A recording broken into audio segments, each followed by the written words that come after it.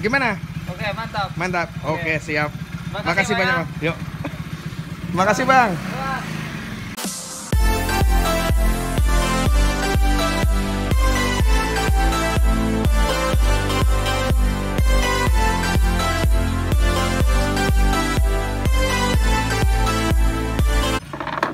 Assalamualaikum warahmatullahi wabarakatuh.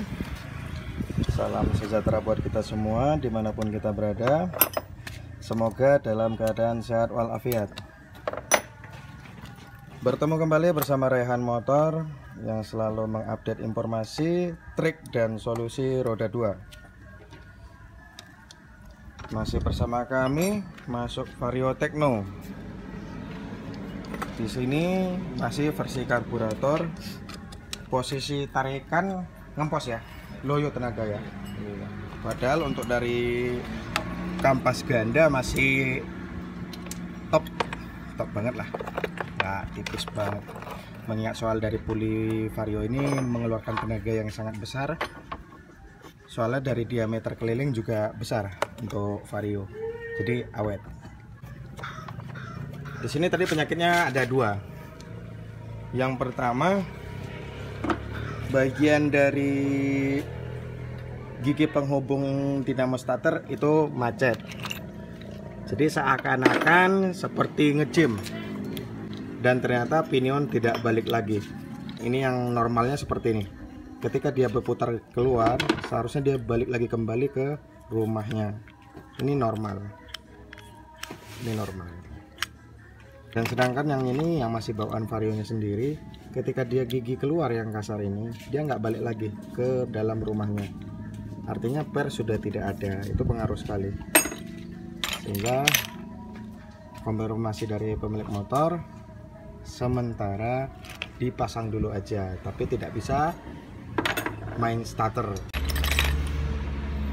Oke, itu untuk penyakit mengenai CVT. Pada penyakit ini memang umum kita temukan pada sistem CVT yang masih menggunakan pinion atau belum ACG starter halus. Perbaikan selanjutnya yaitu bagian karburator. Ini karburatornya ngempos.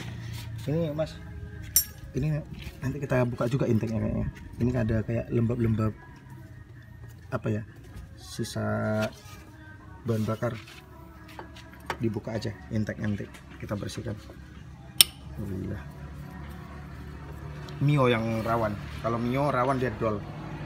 Kalau Vario selagi kita masih normal, bukanya aman lah. Bismillah.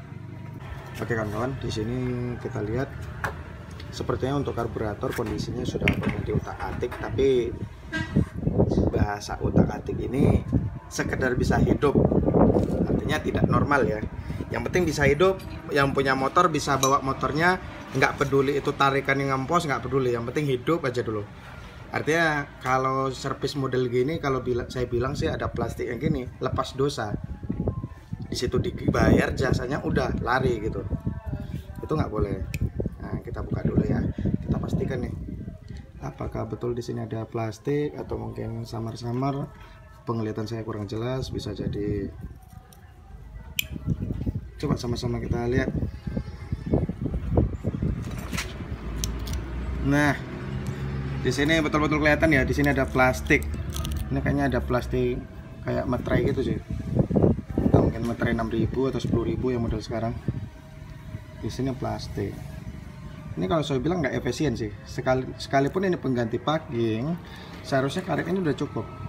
Katakan karet ini sudah gepeng, di sini cukup kita menggunakan lem merah sebagai lapisan dari karet. Jadi plastik ini sia-sia. Barangkali dalam ucapan saya terdapat kesalahan, mohon dikoreksi.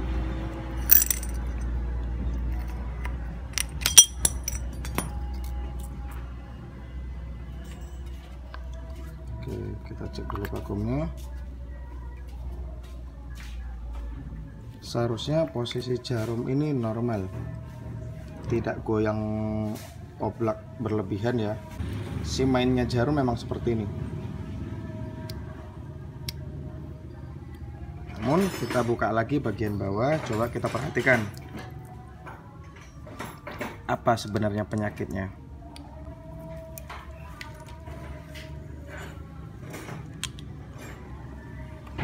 Terkadang penyakitnya karburator ini sepele sih, penyakit yang dibuat-buat oleh mekanik.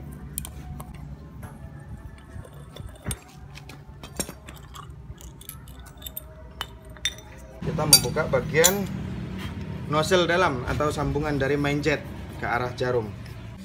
Baik, di sini cara membuka nozzle ini tadi kita bisa menggunakan klep ukuran kecil. Bisa jadi Jupiter MX atau Vixen, klep bekas saja ya, jangan yang baru. Yang baru mahal. Nah, kita menusuknya dari sini hingga masuk. Sep, itu pasti pas. Tekan sampai keluar. Nah, di sini nozzle sudah jatuh. Kita cabut lagi klepnya. Kenapa saya bilang pakai klep Vixen atau Jupiter MX? Dia sama. Seandainya kawan-kawan memaksanya menggunakan obeng atau lain-lain, yang dikhawatirkan nozzle ini rusak. Nah, tertusuk atau gimana, dia pasti berubah profilnya dia. Jadi gunakan klep yang tumpul saja untuk mendorong dari karburator. Oke, next setelah itu kita lanjut ke titik pengukuran. Di sini yang dikatakan dari setelan minyak yang boros, padahal posisi kita isi dalam karbu udah dirubah-rubah sampai paling irit, itu tetap tidak pengaruh. Kenapa? Di sini kita perlu perhatikan. Di sini ilmunya jarang mekanik ketahui. Padahal ini betul-betul sangat pengaruh. Di sini titik profil yang menentukan karbu layak pakai atau tidak. Ini dari nozzle yang satu ini.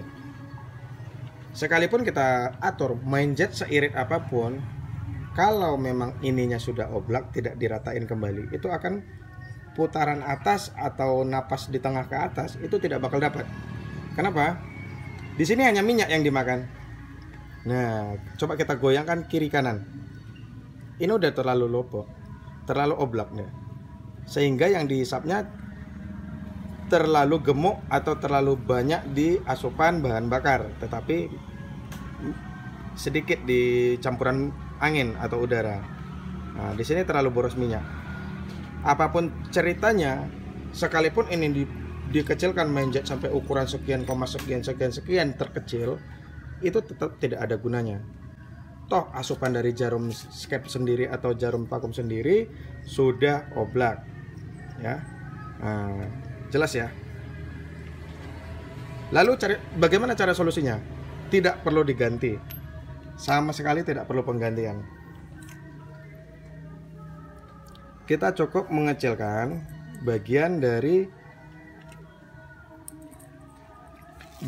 nozzle itu sendiri. Dengan cara apa? Cukup memukulnya saja sampai dia melebar. Caranya cukup seperti ini, kawan-kawan.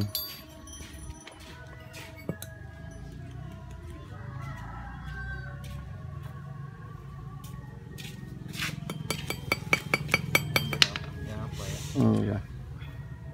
Turunnya. Bergepeng deh, Bang. Iya, jadi kan kembang di atas. Cukup seperti itu aja.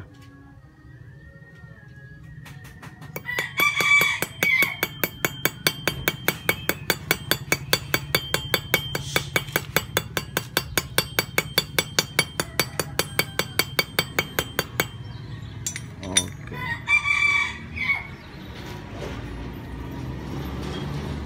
Selanjutnya coba kita ukur kembali.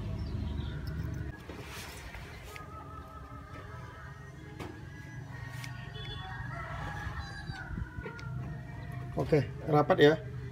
Ini seharusnya seperti ini. Standarnya seperti ini. Nah, dia tidak oblak lagi.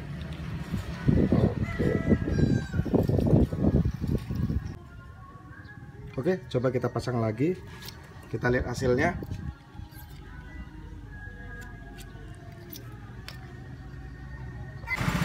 Baik, kita tes dulu untuk RPM ujungnya sampai mana.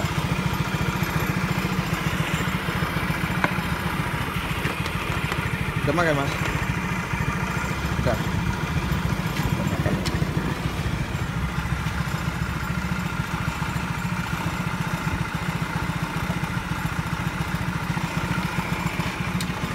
Kakak udah makan, Kak? Udah? Belum? Pantes napasmu bau. Buaya nggak makan bau napasnya lo. Jawa. Kodomo. Wih, jauh lah. Kodomo ya sabun. Cek.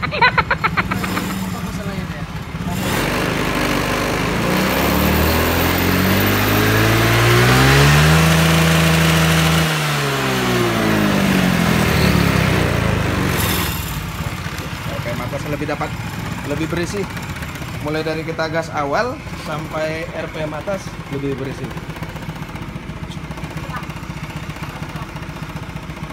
Kalau tadi agak lemot ya putaran gasnya ya. Jadi posisi lambat. Udah gas, posisi handle gas ini udah paling ujung. Iya, ada ujungnya. Dia kayak ngayun-ngayun ya. Coba abang nanti abang tes dulu gimana kira-kira. Tapi jangan lupa ngerem ya. Soalnya napasnya ini nggak habis soalnya dia. Oke, cukup sekian video tutorial dari Rehan Motor. Semoga bermanfaat kita semua. Barangkali ada salah dalam penyampaian, mohon dikoreksi dan saya mohon maaf.